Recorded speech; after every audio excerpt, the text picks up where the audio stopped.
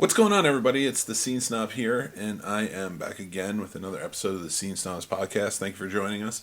Lots been going on.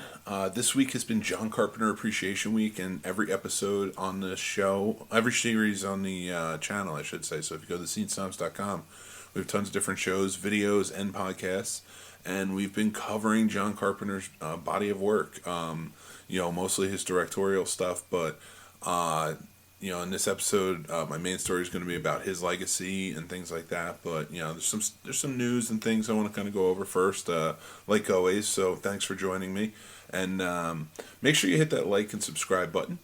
Hit the notifications button on any platform, any podcast platform you're watching or listening, or on the YouTube channel if you're watching, because we have content come out every day.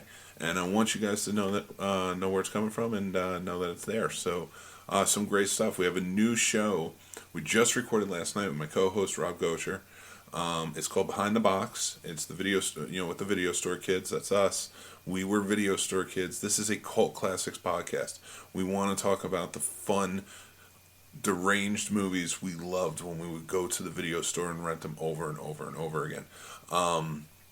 Horror sections, the sci-fi sections, the action sections, all the great stuff that we really loved. So that's what that podcast is for. And last night's episode was the first one, and it was John Carpenter centric. We talked about our love of John Carpenter movies and some things we didn't love about John Carpenter movies. So that will be up on Saturday. Make sure you go check that out.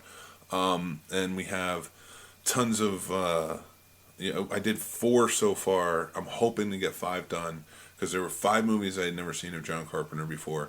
So I did 4 so far movies, Scene Snob review movies, Scene Snob reviews of those movies. So it was Dark Star, Memoirs of an Invisible Man, The Ward, and his first horror movie, actually, Someone's Watching Me, which was a television movie.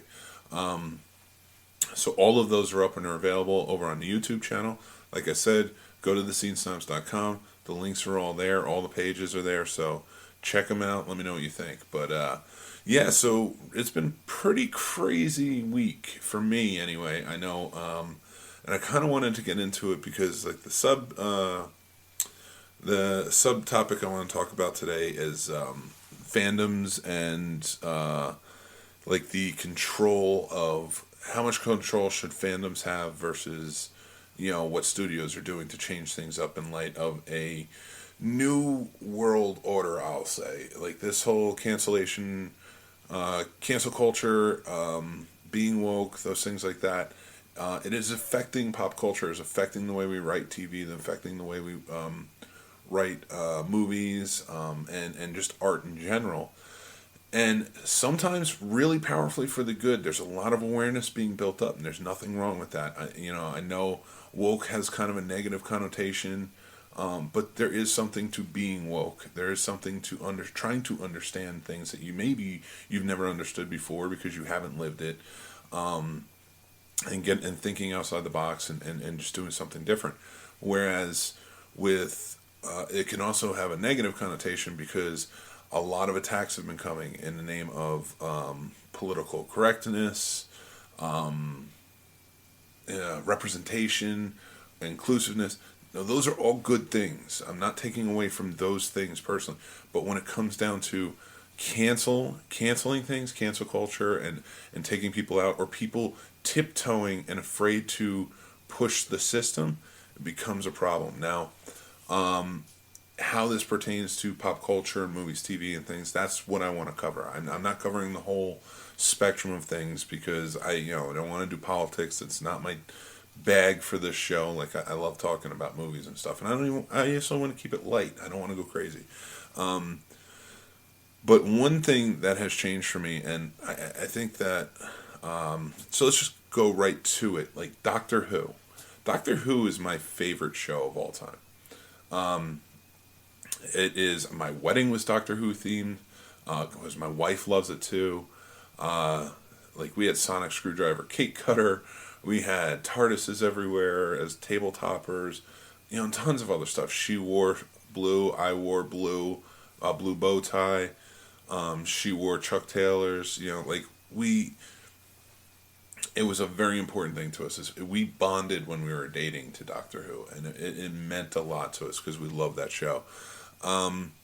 So Doctor Who's been going on for a while now, and I have to preface this, and I'm going to talk about it a little bit later, but I want to say Jodie Whittaker as the Doctor, I was excited when she was announced. I think she's a great actress. Watched some of her other stuff. She was great on was Broadchurch. And when she, her playing the Doctor, I think is terrific. I wanted that change. I wanted something to refresh.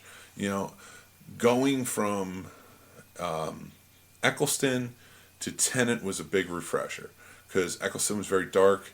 Tennant was dark as well, but he brought it to a lot more levity to it. Then it went to Matt Smith, and yes, the atmosphere changed, but the levity and the darkness is still kind of there. It's still very similar in tone.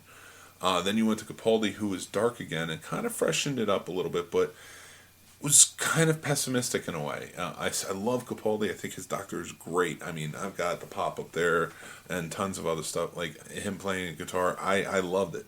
And I loved his journey through it because I felt like the Doctor had an arc in that. Like he went from dark to having that levity, and I love that change in there. When Jodie took over, she has this levity and just kind of like this exploring type of demeanor and tone to her that I really enjoyed. Here's what I didn't enjoy. I didn't enjoy the settings. I didn't enjoy the writing. I didn't enjoy the storylines.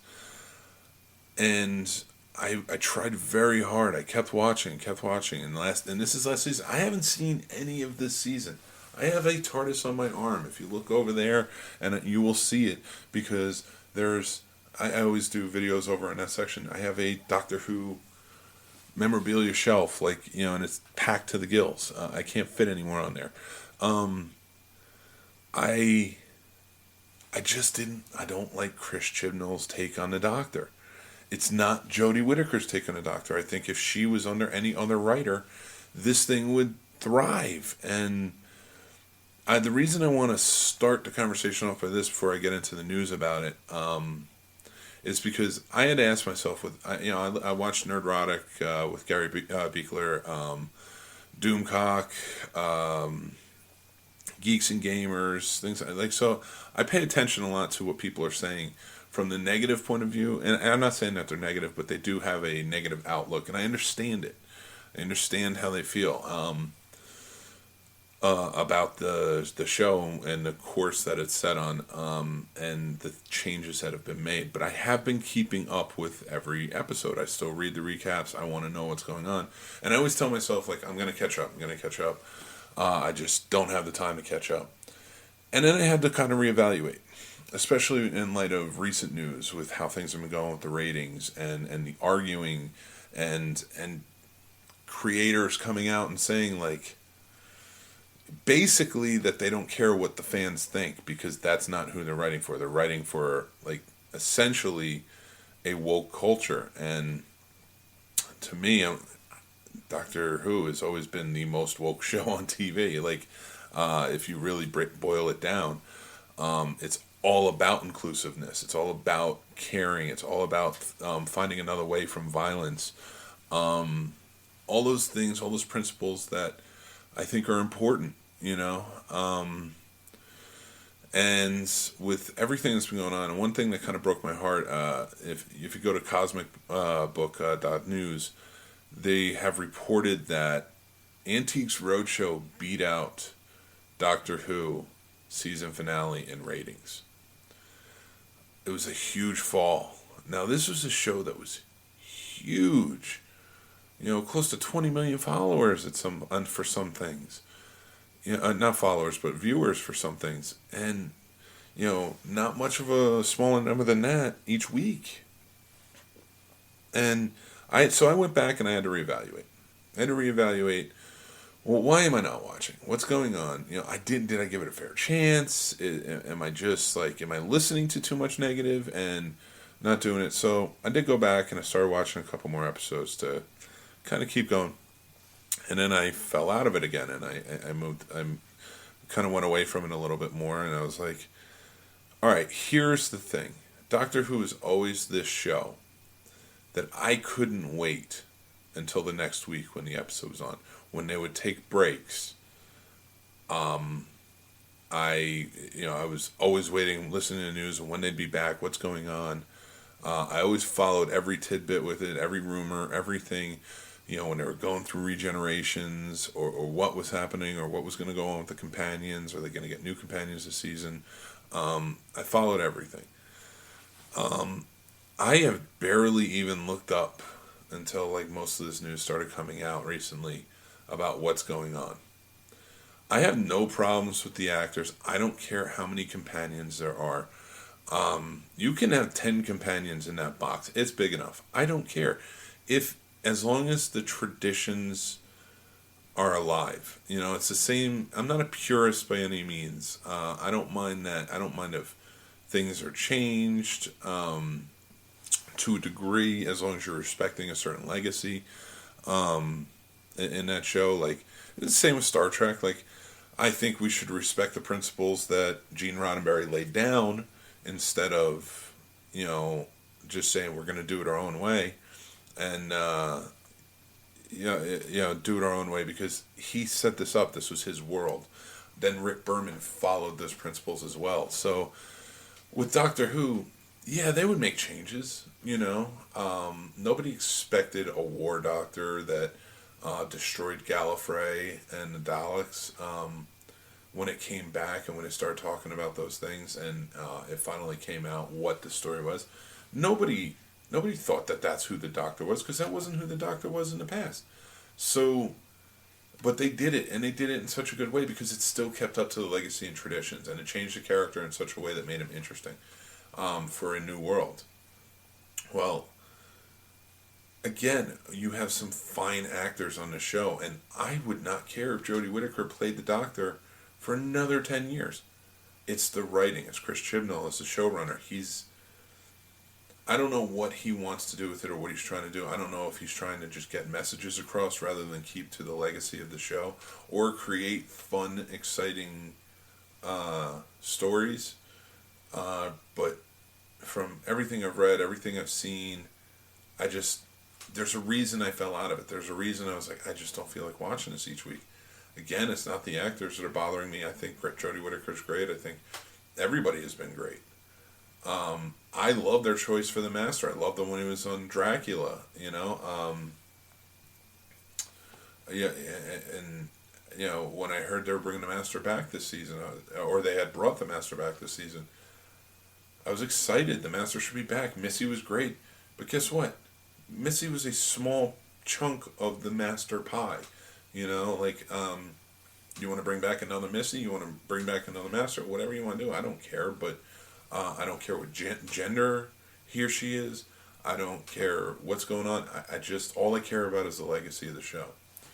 And with the fact that they made these changes, that Chris Chibnall made these changes, it was almost like, now if you made these changes and basically making the Doctor not a Time Lord, not from Gallifrey, I don't care how many, you want to go back and you want to retcon, there was a female generation of the Doctor between every regeneration, that's fine.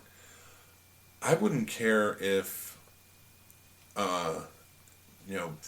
55, 57 years ago, they went back and the first Doctor on TV was a female Doctor.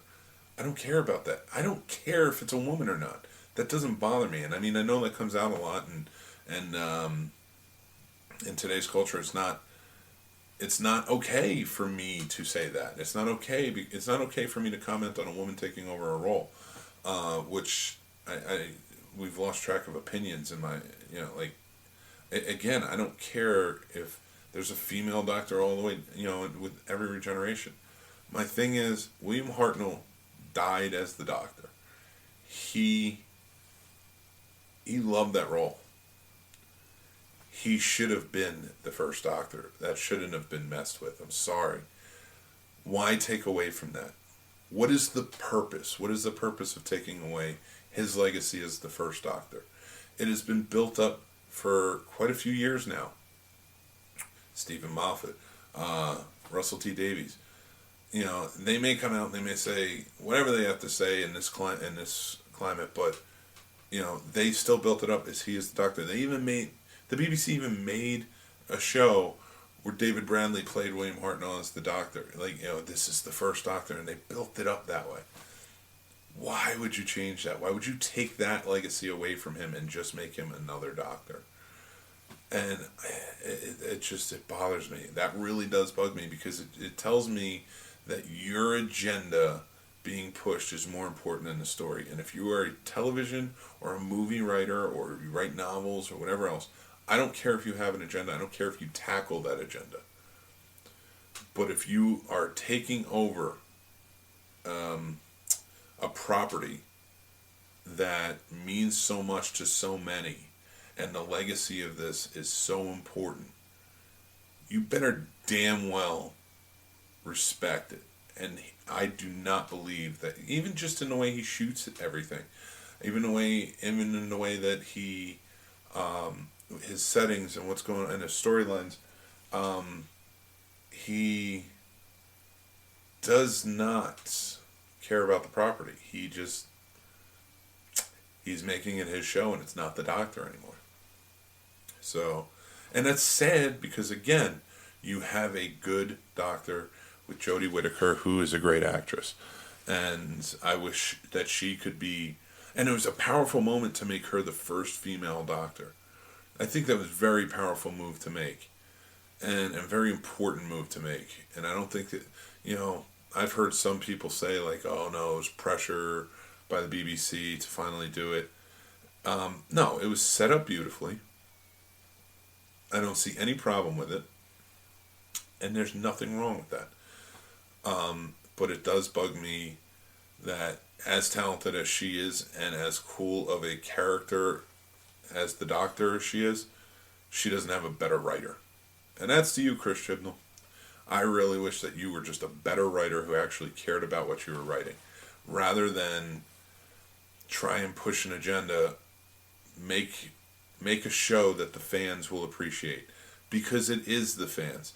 Now, I hate whenever I hear people saying, I don't write this for the fans, or the fans are this, or the fans are that. The fans are what got you here. The fans are what got Doctor Who where it is. And that's what's important. It is. Now, getting new viewers, raising the viewership, that's important too. And you can do that. There's ways to do that. Just making a female Doctor would have done that. But crapping on the legacy of it is ridiculous. Again, I don't care if you go back and make changes, but he was the first Doctor, and you took that away from him. All to push an agenda. Just to say, I can do it. And that's just cheap and disturbing, and that really bugs me. But the thing that bothers me, I think, the most is, as even with all of those changes, I feel like that storm could be weathered.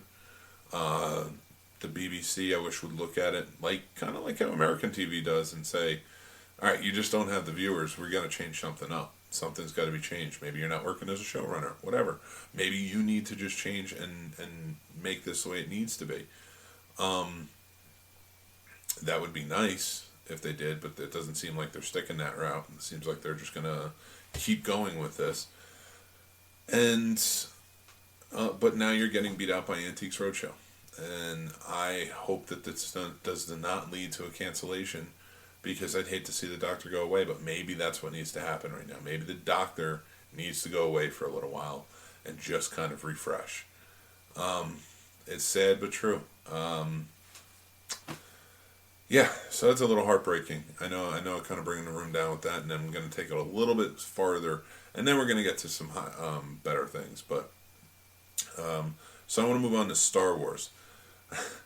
Man, my fandoms are just being beat down lately. So it's come out. I found a report on IndieWire.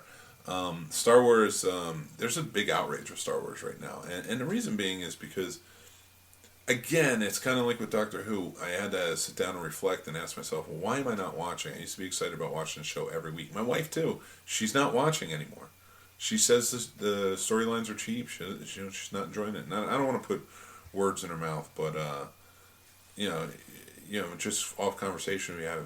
But she doesn't watch either. And there's no excitement to rush right back to find out what's going on.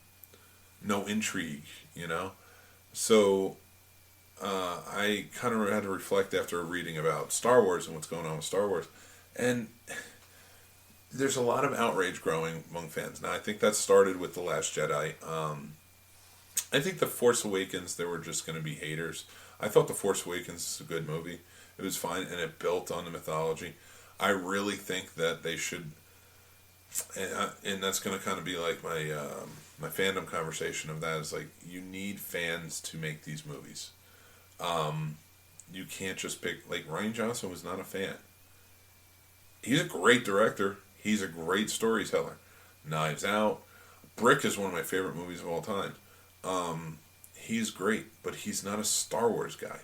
And I didn't hate The Last Jedi, but I often had said in arguments, I was like, The Last Jedi reminds me more of a Star Trek movie than a Star Wars movie. And that doesn't work there. That Star Trek works in Star Trek, works in that world. I thought that chase scene where, could you imagine, like, the Enterprise as being chased and, like, they can't jump in the warp because the Romulans are they're just keeping out of safe distance from the Romulans, and they're running out of power and whatever. Like, that would have been a cool movie. Anyway, and that's just speculation, but that would have been a cool movie, and it would have made sense. Most of the work goes on the bridge in Star Wars, like, and the thinking element of it. Yes, they would go to worlds. Don't get me wrong on that. I'm just saying, if you did this story, I thought it was better suited for Star Trek than Star Wars. Now I don't know. Rian Johnson's a Star Trek fan. He certainly is not a Star Wars fan. He did not understand these, and he didn't try to continue the storylines. He tried to end a lot of them. He tried to end what it seemed like he didn't like that JJ set up. Now, JJ, I would argue, is not a Star Trek fan either, but I would argue that he is a Star Wars fan, especially going very practical, Force Awakens and things like that. And I think Rise of Skywalker was a consequence of stepping outside of the elements and getting a director who just did not care about the source material, change things up so much that now you have to bring back the director who didn't want to come back. He told his story, and now he has to fix everything. It's the same as bringing Josh Whedon in to fix Justice League. It just isn't going to work. It just is not going to work. It's two different visions, and the story is not being continued from what the previous movie was. So now it seems like they're trying to retcon a lot of things, or make sense of a lot of the plot holes from the movie in a novelization form. The novelization of Rise of Skywalker. So, IndieWire is put out that it's been, they have this backlash because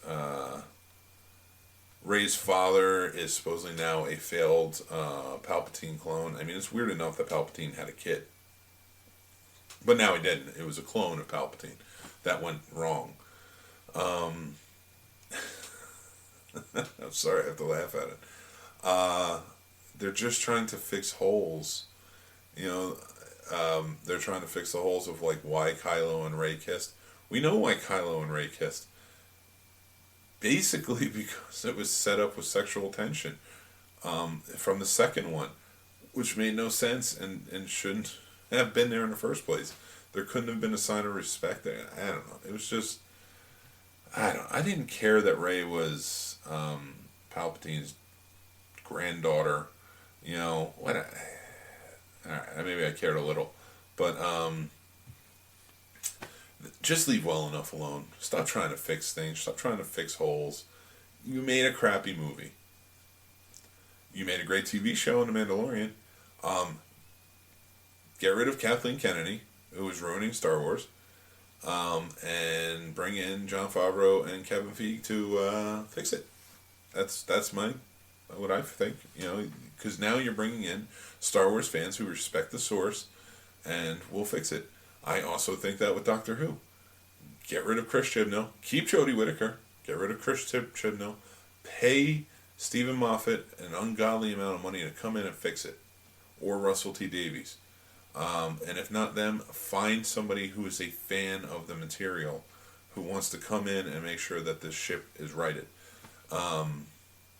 That's my feelings on it, and that's where it comes into the fandoms. Like, there's been a lot of talk lately about fans just say too much, or fans are just this, that, or the other thing.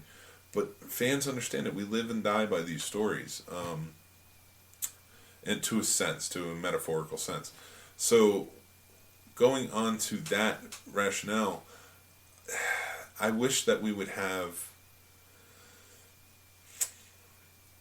I keep smacking my lips, and my wife actually told me about that the other day. She said, "Stop smacking your lips when you talk on the podcast. Drives her nuts when she listens." So I'm going to try. I just realized that I do it.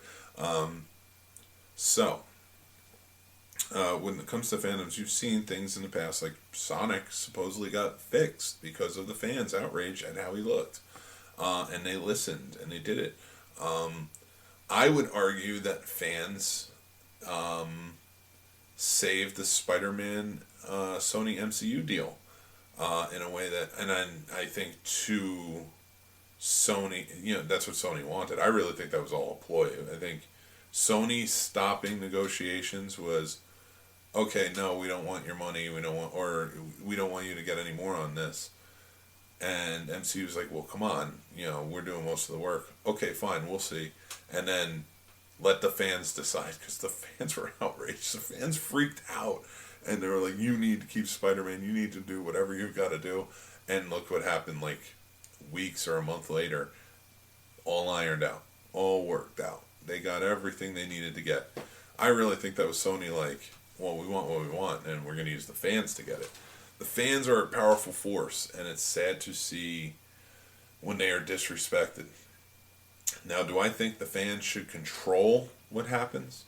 No, not by any means. I don't think the fans should control, just because you understand the source material, or you understand that whole universe that you love, does not mean you know how to write, does not mean you know how to create anything other than maybe fan fiction, which, whatever, that's great, do you, but there are professionals out there who know how to structure story,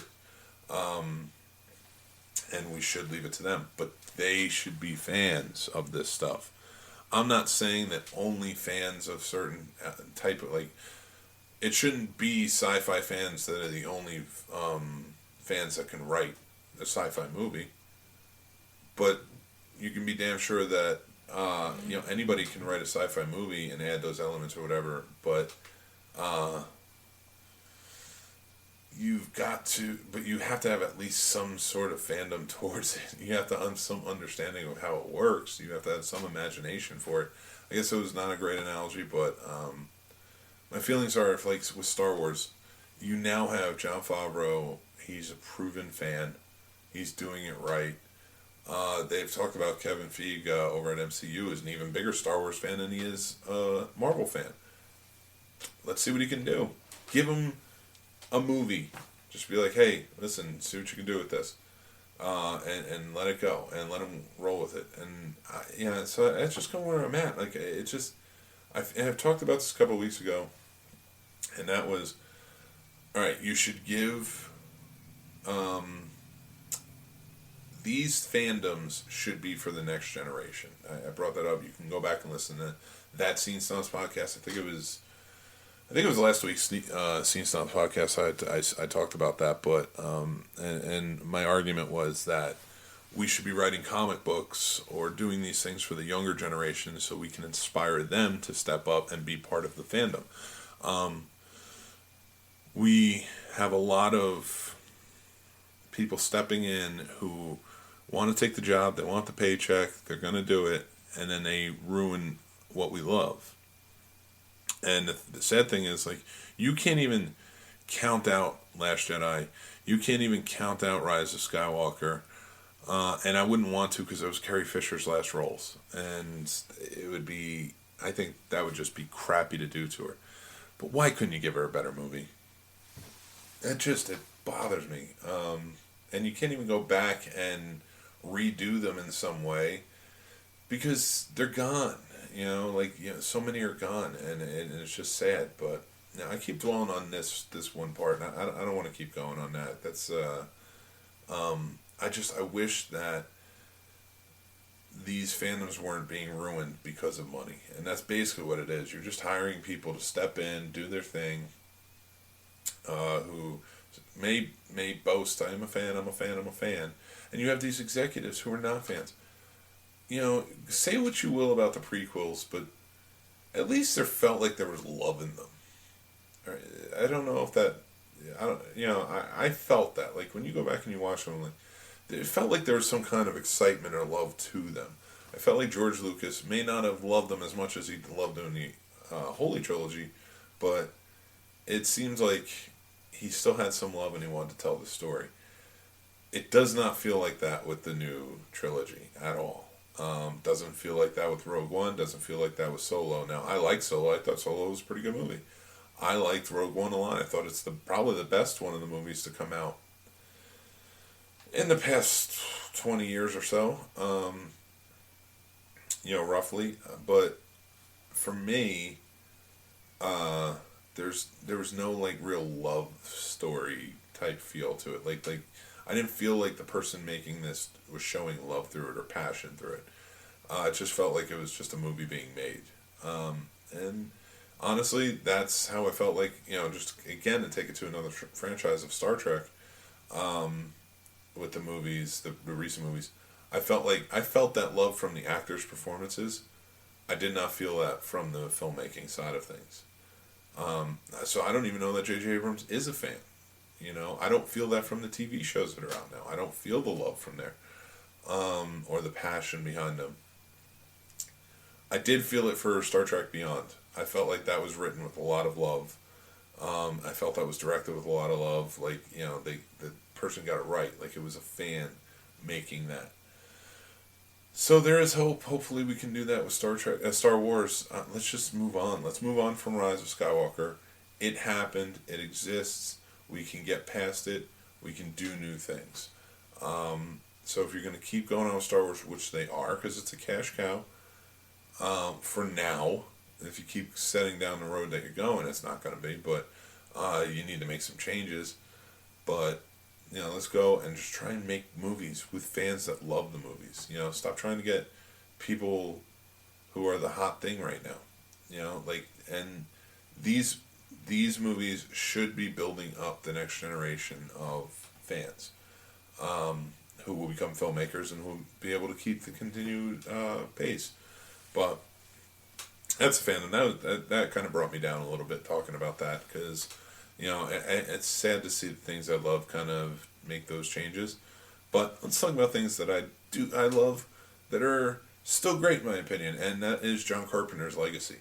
So it is John Carpenter Appreciation Week, like I had mentioned earlier, on the site. So if you go on to Snobs.com, all the shows that are new this week are talking, I have some kind of theme to them of John Carpenter.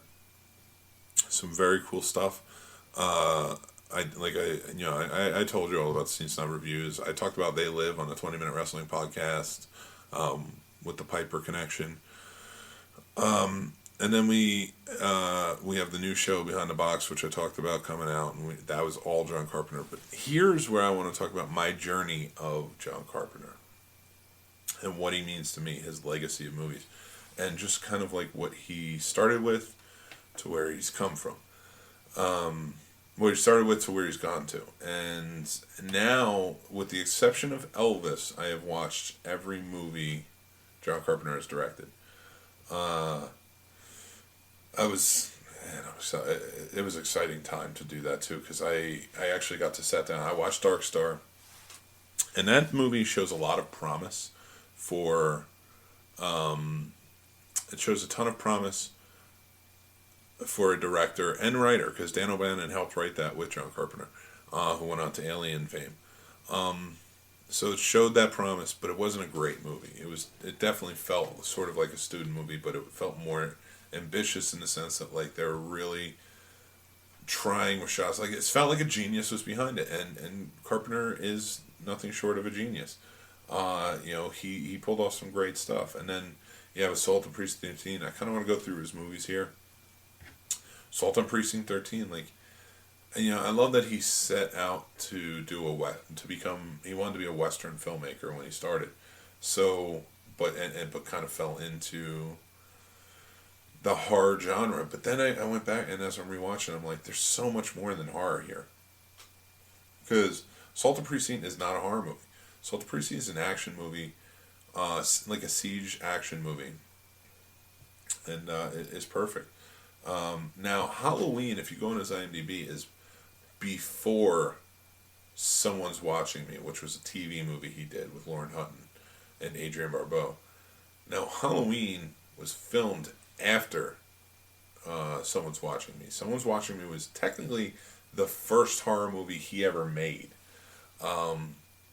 And if you watch that movie, and I'm so fortunate and glad that I got to watch it, and you can go check out my review of it and why I really loved it, but you definitely see him, like he said he had such a great time on that, reading some stuff, he said he had such a great time on that movie and it taught him a lot, and certain restrictions he had to follow, but like, they let him be very creative with it, and if you watch that movie, it definitely was filmed before Halloween, because Halloween is a slower paced movie, but he had the tension there of something, Someone's Watching Me, and it's about a guy, a man stalking a woman and breaking into her apartment and watching her through a telescope and sending her notes and gifts, and like she never knows where he's at any certain moment.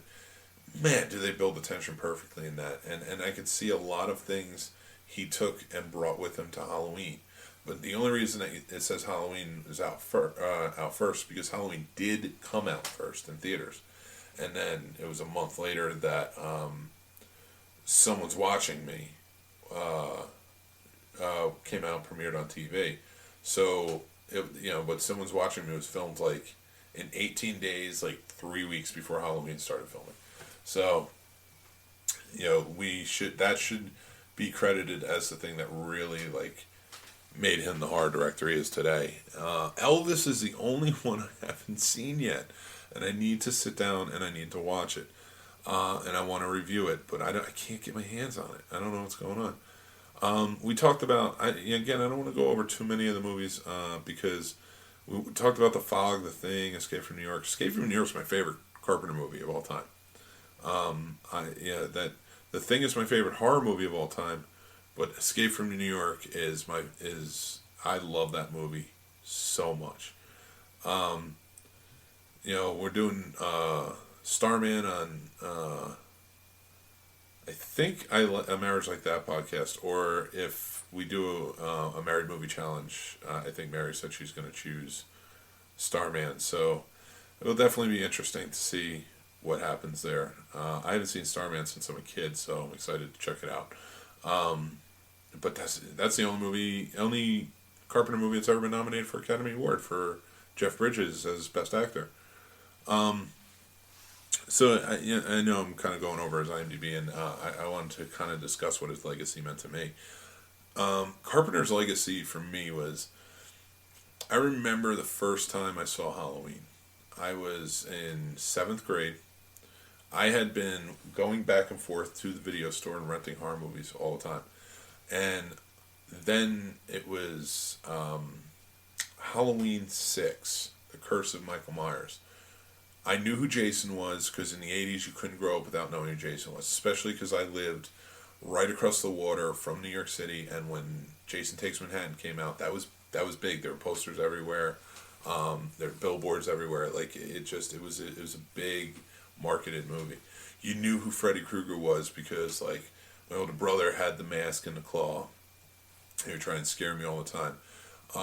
You just had this awareness, but I didn't have an awareness of, because you figure 1988 it came back out. I was 6, and I hadn't even watched my first horror movie yet. That was at 7. So Uh, I would say 4 and 5 kind of slipped me by because I was too young. But Halloween 6 came out, and I think it was 94, 95 maybe. Sorry, I want to make sure I'm right for you guys. I don't want to. 1995. That's what it was. So yeah, I was 7th grade, and that was like the first Halloween movie I was aware of like who this was, who Michael Myers was. Like, because I remember like watching the trailers for that, and then I saw the movie, and I was like, who is this Michael Myers, and how is this number 6?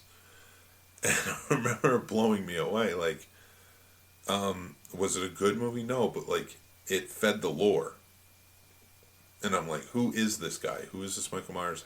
Where did he come from? So going to a video store all the time, renting horror movies, renting sci-fi movies, always trying to check things out. I finally go back and I'm like, I need Halloween, and I found the first Halloween. Came home, watched it. I was completely blown away because I was like, how is 6 like this? And this movie is like this. This movie is serious. This movie is real. This movie is scary. And it completely floored me. And that was really my big opening. The only thing I knew before, but I didn't know John Carpenter directed, is Big Trouble in Little China was on TV all the time when I was a kid. And it was my brother's favorite movie. So he would watch it every time it was on TV. And it got to a point where it was like I was still a little young. It came out in 86, so I was 4 at the time. So you figure it was probably on TV by the time I was like 7 or 8. And played like until, for a while, for like 3 or 4 years on TV. It was part of their just rotation. And so he watched it every time it came on. And then I lost track of it because I didn't know who directed it. I didn't know who John Carpenter was at that time. I was learning, and that was technically the first John Carpenter movie I've ever seen. Halloween was not the second. I had watched a bunch in between. I watched Prince of Darkness before that. I had watched, what do you call it? Let me pull it up. I have them up here. I had seen Starman as a kid, as a young kid. Memoirs of an Invisible Man had come out before that, and that was. But I don't think I even knew like Carpenter did that. And the reason I'm saying all of this is, They Live. Definitely, I saw They Live when I was younger. I saw They Live. I think I was like 10 because my brother was just like obsessed with that movie, and he got the VHS. When it came out, so maybe 10 or 11. And Christine was like always showing up on TV, So Christine was, one we weren't really supposed to watch, but we got away with doing it. But Halloween blew me away. Halloween was like, now I have to watch everything Halloween, and I watched everything Halloween up to that point, and I was like, yeah, this definitely degrades after time. Still love them. I still love the whole series. I hated 3 at that point because I didn't know any better. Now it's a very different take. I think it's a great movie. Got to adulthood to appreciate that movie. But then after watching all the Halloween movies, I was like, well, John Carpenter directed these, so he has to have more good movies, right? Because then I had learned that he had done Big Trouble in Little China, things like that. And I went back and I started watching them. And one of the next movies I had watched was In the Mouth of Madness. And let me tell you something. Now it's a very popular movie. Back then, it was, I don't want to say it was a bomb. I don't think it was a bomb. It might have been. I don't know if it was a bomb, but it was underappreciated. Definitely. You would talk to people about that movie, even in high school and such, and yeah, so it grossed $8 million with a budget of $8 million. So like, it wasn't a bomb. It just kind of broke even, so it wasn't a huge hit either. But I remember people talking about it, and it was just like, oh yeah, I mean, I've seen that. It's okay. And I'm like, are you kidding me? It's just like one of the most underappreciated movies I've ever seen. I couldn't understand why people didn't really care about it, And the same could be said with A Village of the Damned. Village of the Damned is a damn fine movie. No pun intended. And Christopher Reeve does a great job in that. And when I found out that was John Carpenter who directed that, it blew me away. So And the reason I say this is because these are his 90s movies. Like, everybody loved his 80s movies. They Live was a huge hit. And They Live is a phenomenal movie. The Thing, as much as it was a bomb, it's a cult classic now. Everybody loves it, as they should. The Fog, Halloween, of course, like I mentioned. Escape from New York is my favorite of all time.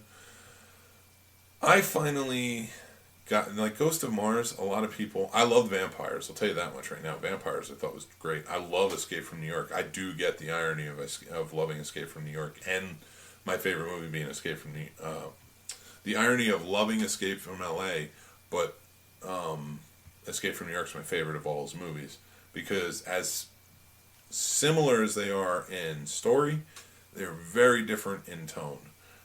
And they're very different in character, but I love it. It's just, Escape from New York is just, it's a goofier version, it's a more lighthearted version, it has Bruce Campbell, and that ending is phenomenal. That ending when he just shuts everything down is terrific.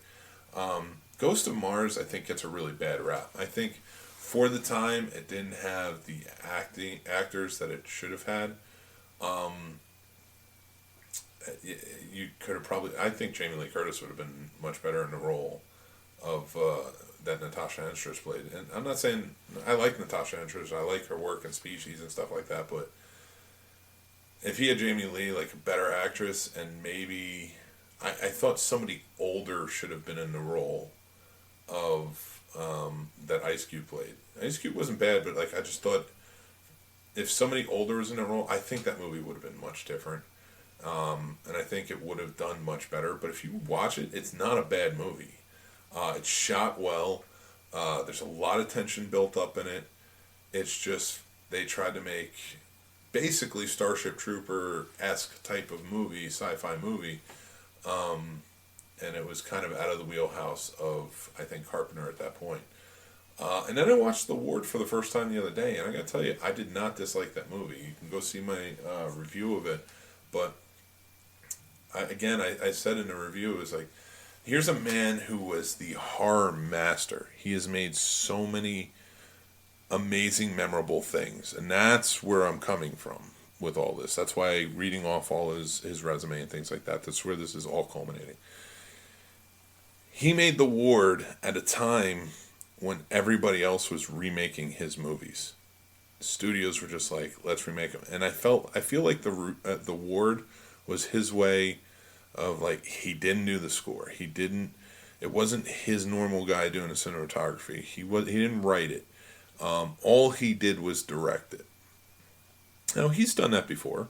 That's happened. That's not, there's precedence for that, but I think this was his way of saying, I'm going to take a job and see if I still have it.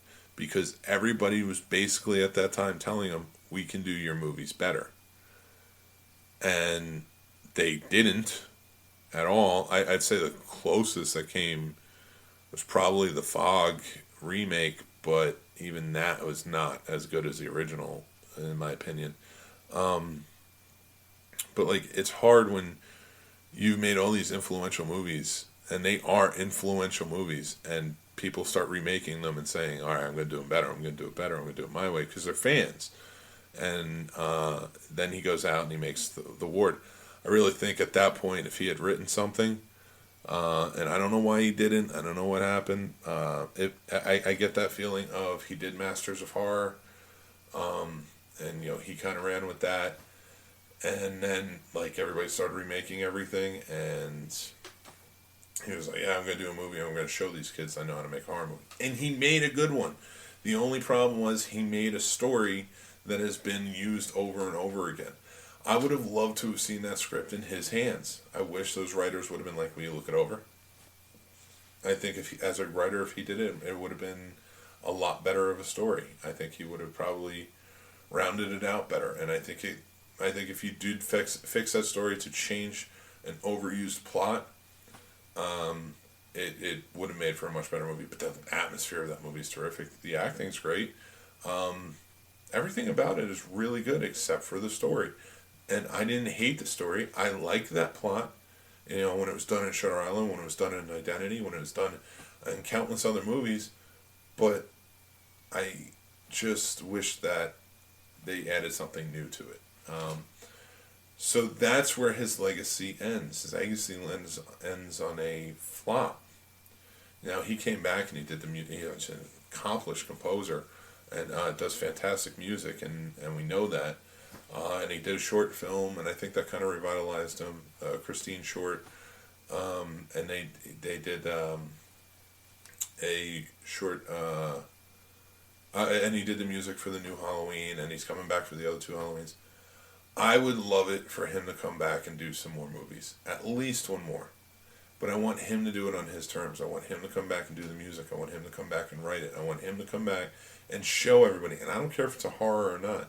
Just show everybody that he is the director that we all know. And that is why we appreciate him here. Again, I appreciate all of the movies he made. A lot of people don't. A lot of people would argue with me. But he go back and rewatch his stuff. Like I found it very revitalizing to go back and check out all of his body of work. He's got an amazing legacy, and with that, I challenge everybody to go back and check it out, and go back and watch the ones, because if you watch Memoirs of an Invisible Man, his effects in that are great. His shots are great. Everything is great about it. It's well acted by everybody except for Chevy Chase, in my opinion, who is just Chevy Chase. He's a guy who could never get out of his own way. So, and we've seen that in his career countless times in other movies. So, there was no hope for anybody to control him on that. So I think that's why I didn't do well. And plus, Chevy Chase was kind of going downhill in his career trajectory anyway because of how he acts on sets. But with that being said, that is my take on John Carpenter's legacy and why I appreciate it. And I do miss going into the video store and renting the VHSs of his movies deeply, and going to see his movies in theaters and things like that. They just showed The Thing over at Alamo Draft House in Winchester for Psycho Cinema, and I've seen The Thing on a big screen because I've been to I belong to a like a club of sorts called Outpost31.com, and we used to go to Thing Fest back in the day up in Canada. And they showed it on a big screen. They made this whole big deal, and you're around other Thing fans. And I've been lucky enough with Outpost 31 to sit down and listen to Dean Cundey talk about the movie, talk to Nick Castle about John Carpenter's legacy, and just our deep appreciation for it, and his films. So, going that route, I had to do this for the site. I had to make sure we all kind of pulled together and did something. Like, even my wife's taking something away from it. She's like, she said Starman because she wanted to rewatch it, but she's even been kind of getting into the whole John Carpenter thing, and she's not really a horror fan, so it's been really fun. And it's definitely fun to watch his movies with my 7-year-old, and when my 3-year-old's old enough, we're gonna sit down and he's 8 now, I should say, but. When my 3-year-old is old enough, we'll watch it together, and I want them to have that appreciation for it too, and they do, and that's what I love about it. So, thank you, John Carpenter, for all of your work. Your body of work is just truly amazing. Your filmography, if you will, and please make another one. I'm begging you, please make another movie. Show these people what you have, because I think you did do it with the Ward. I don't blame you for why it didn't do well. I just don't think people were ready for it at that time, and I think they did want a better story. Again, not a better story because I don't think it was a bad story. I think the story was fine. I just think that it was taken away because we'd seen recently other stories just like it. So, with that, please make another one. I definitely want to see more from you, and do the music because you're an amazing musician as well. That's my love letter to John Carpenter, and let me know what you guys think. I want to hear comments below, messages. Let's talk about it. Follow me on Instagram, Twitter, and Facebook at The Scene Snob. Happy to talk to you about all this stuff. I'm very active on there. Go to thescenesnobs.com. Check out all our shows, our videos, and our podcasts. All the links are on there for all the different platforms. Give us likes. Give us subscribes. You can check out the videos on youtube.com and on our The Scene Snobs channel. We got tons of things going on. We are proud sponsors of Psychorama, which is coming out in April. They're doing the reveal party next week to see what movies are going to be a part of the sleepover. So it's just all night in the movie theater. It's going to be Alamo Drafthouse in Winchester sometime in April. They're doing that. We are proud sponsors of Lost Weekend 13 Film Festival, which is coming up on the 19th and 22nd. 44 films, $40 for a weekend pass. It's going to be an amazing time. So get your passes for that and come check it out, see the festivities and everything else. We're also going to be at New Jersey HorrorCon as press, so we'll be covering that event. Very excited about that. Lots of people there I'm hoping to get interviews with and just talk to in general. But make sure you're paying attention to that as well. So with that being said, this is thescenesnobs.com. I am the Scene Snob, Mick Manhattan. Thank you for watching. Next week I think I'm going to have a guest on, so keep an eye out for that. I also did there's 2 episodes. One is an interview with Rodman Flender, who's director of Idle Hands and Eat Brains Love. And then I just did a director interview with A.T. White, who is the director of a movie called Starfish, which if you have not seen it, please get out there and see it. It is a truly magnificent movie. And he was they were both wonderful guys to talk to. They were both fantastic. And I look forward to maybe talking to them again in the future. So thanks again for watching, and take care. I will talk to you guys soon. Bye.